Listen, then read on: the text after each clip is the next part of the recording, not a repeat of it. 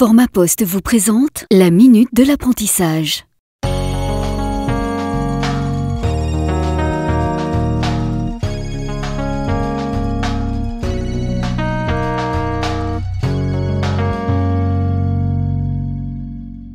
L'apprentissage, c'est que du bonheur pour les entreprises.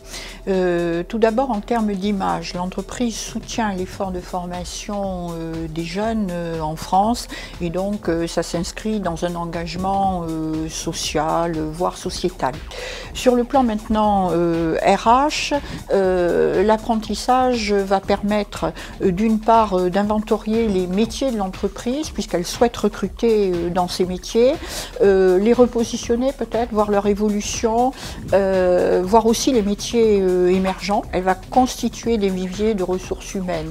Elle va, pendant le cursus du jeune, renforcer ses équipes puisque en donnant des missions parfaitement bien ciblées et très bien accompagnées, elle va pouvoir associer un jeune tout en le faisant monter en compétence à la résolution d'une de ces problématiques.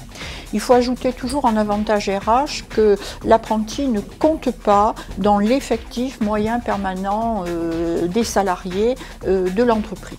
Et à cela, on va rajouter tout un tas d'aides fiscales et financières très incitatives de l'apprentissage. Alors à commencer par un crédit d'impôt qui varie de 1 600 à 2 200 € et qui est accordé par apprenti et par an à l'entreprise.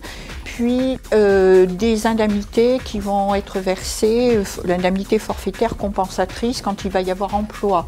Ça varie entre 1 000 et 5 000 €. Il y aura des exonérations totales ou partielles selon que l'entreprise aura plus ou moins 10 salariés, des charges sociales, patronales et salariales. Et puis les régions font un effort d'incitation à l'apprentissage sous la forme de ce que l'on appelle une prime employeur qui peut être au plus bas mot de l'ordre de 1 500 € à laquelle s'ajoute un bonus si l'apprenti suit une formation de plus de 600 heures parce que l'apprenti se présente à l'examen. Donc tout ça encourage les entreprises très très fortement, qu'elles soient petites ou grandes, à faire de l'apprentissage et à utiliser cette logique de pré-recrutement.